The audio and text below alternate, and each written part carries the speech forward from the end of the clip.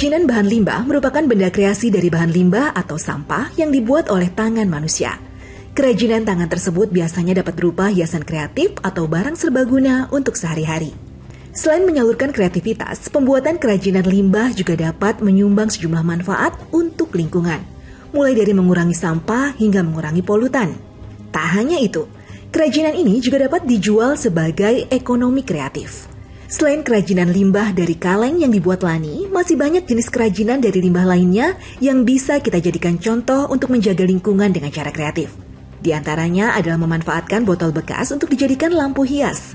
Bahan yang dibutuhkan tentu saja botol bekas sirup yang biasanya cukup banyak kita temui saat bulan Ramadan, lampu kawat, semen, gelas plastik bekas, lem tembak, dan lakban. Semua bahan ini kemudian dirakit dan dijadikan lampu tidur cantik yang siap menjadikan ruangan indah. Selain itu, botol bekas plastik juga bisa disulap menjadi aneka tempat serbaguna, mulai dari tempat pensil, pot bunga, hingga aneka hiasan yang cantik dan lucu. Cara membuatnya juga mudah, hanya dibutuhkan kreativitas dan ketekunan yang bisa menjadikan bahan-bahan bekas ini menjadi barang dengan nilai ekonomi tinggi. Selain botol plastik bekas, kardus bekas juga bisa dikreasikan menjadi vas bunga serbaguna. Dan limbah yang paling banyak kita temui yang sekilas tidak berguna seperti puntung rokok ternyata juga bisa disulap menjadi kerajinan unik. Allah Maha Pencipta yang menciptakan semua hal dengan aneka manfaat. Tinggal manusia yang mengolahnya untuk dijadikan barang yang bermanfaat bagi umat. Allah Subhanahu wa Ta'ala sangat mencintai manusia yang berpikir dan memiliki kreativitas. Karena kreativitas yang sesungguhnya adalah menciptakan sesuatu yang bermanfaat bagi semua orang. Islam sangat menganjurkan hal tersebut, karena dalam Islam membantu sesama adalah sebuah kewajiban. Memanfaatkan pikiran yang Allah persembahkan untuk umat manusia dan menggunakannya sebaik mungkin untuk kepentingan umat, insya Allah akan diganjar pahala oleh Allah Subhanahu wa Ta'ala. Masya Allah. Nih kita khusyuk ya dari tadi. Gimana ini Mbak, kita susah jadi nggak? ngobrol. Ini sebenarnya sejujurnya kalau dari praktek ini yang paling aku bingung adalah aku agak sedikit ragu nih dengan proses ngecatnya aku. Ini kalau yang udah aku puas ya. Ini terlalu tipis atau enggak? Ya jadi harusnya jangan kelihatan putih dasar ini nih Mbak, ini kan masih kelihatan nih kayak gitu.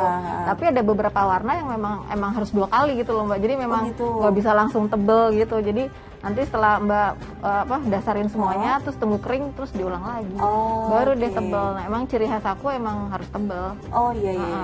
Warnanya misalnya biar kelihatan kayak gini ya, warnanya biar lebih menarik gitu. Gitu. Nah kan tadi kan kalian ini kan bilang kalian itu juga ngadain workshop tuh biasanya ke sekolah-sekolah. Berarti dulu workshopnya tuh lebih ke anak-anak sekolah dasar atau? Iya, jadi seringnya dari playgroup sih Mbak, jadi kecil banget.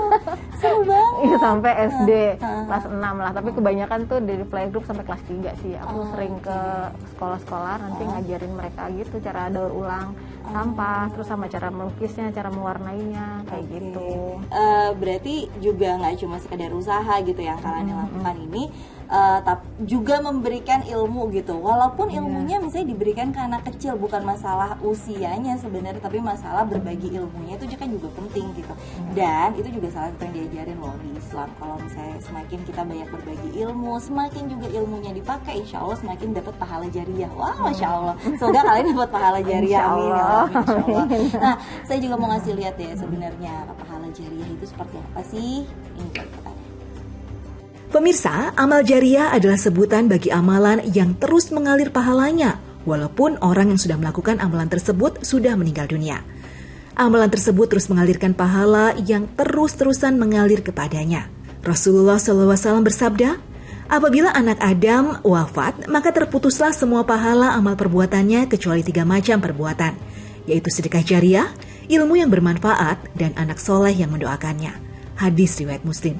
Dalam riwayat lain, Rasulullah SAW juga bersabda, sesungguhnya di antara amal kebaikan yang mendatangkan pahala setelah orang yang melakukannya wafat, ialah ilmu yang disebarluaskannya, anak saleh yang ditinggalkannya, musyaf kitab-kitab keagamaan yang diwariskannya, masjid yang dibangunnya, rumah yang dibangunnya untuk penginapan orang yang sedang dalam perjalanan, sungai yang dialirkannya untuk kepentingan orang banyak, dan harta yang disedekahkannya.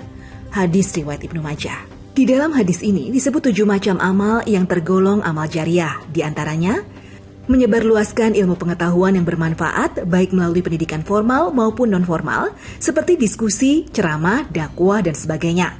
Menulis buku dan mengajarkan keterampilan yang berguna bagi orang lain juga termasuk sebagai amal jariah. Kedua, mendidik anak menjadi anak yang soleh. Anak yang soleh akan selalu berbuat kebaikan di dunia, dan kebaikan yang diperbuat anak soleh, pahalanya sampai kepada orang tua yang telah wafat tanpa mengurangi nilai pahala yang diterima oleh anak tersebut. Berikutnya adalah mewariskan musyaf atau buku agama kepada orang-orang yang dapat memanfaatkannya untuk kebaikan diri dan masyarakatnya. Amal jariah lainnya adalah membangun masjid. Hal ini sejalan dengan sabda Nabi SAW.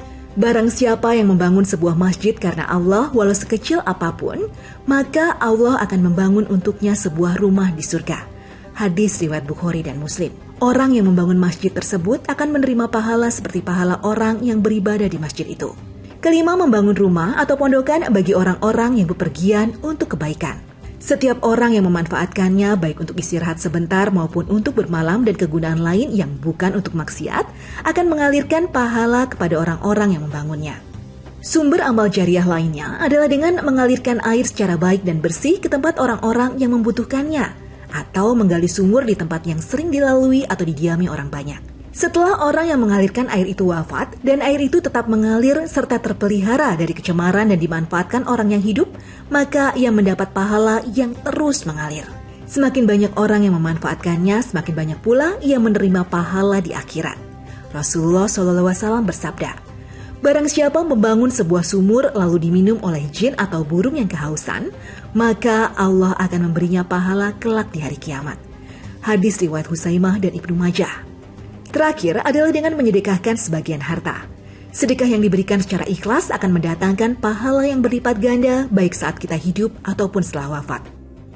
Tapi pernah nggak sih, aku nggak tahu ya, maksudnya kan biasanya orang kalau berkreasi gitu ya, itu ada yang butuh inspirasi gitu. Nah, pernah nggak sih selama 21 tahun gitu yang ngerasa, aduh mentok ini ya? mentok, bener. Ada nggak Kak? Pernah nggak Kak? Mentok sih enggak ya, cuman kadang-kadang kita maksudnya kita udah bertahun-tahun kok gambarnya modelnya gini-gini terus gitu ya. Pada bosan nggak ya misalnya gitu ya, kadang aku kan gitu. Nah terus aku pernah coba tuh akhirnya aku ganti style maksudnya, tapi akhirnya orang sukanya yang style yang dulu-dulu juga gitu. Jadinya aku ya balik lagi gitu, jadi ya udah aku 21 tahun ya begini gambarnya gitu loh. Ya seperti itu sih. Jadi lebih fokus ke gambar yang ini, toh yang ini juga disukain banyak banget orang gitu. Cuman ya itu terus topiknya paling ini kan karena aku pangsanya anak-anak ya, jadi kita gambarnya keseharian anak-anak aja. Misalnya anak-anak di taman, maksudnya kalau cowok misalnya gambar alat transportasi kayak gitu-gitu. Kalau perempuan apa sih sukanya paling binatang, terus bunga apa kayak gitu-gitu sih. Jadi yang keseharian anak-anak aja ininya, temanya gitu. Oke. Ini saya mau lanjutin dulu, ya Allah, dari tadi gara-gara kasihkan ngobrol nih kayak jadi nggak selesai-selesai, tapi tinggal dikit lagi, tinggal finishing lagi, nanti juga di segmen berikutnya ada yang lagi mau dibungkus gitu ya kayak buat disiap jual, sekarang nanti kita tanya-tanya, ini kira-kira harga berapa sih? Iya Kak, penasaran Kak soalnya gitu. Untuk itu jangan kemana-mana ya, tetap di Muslim Masa Kini.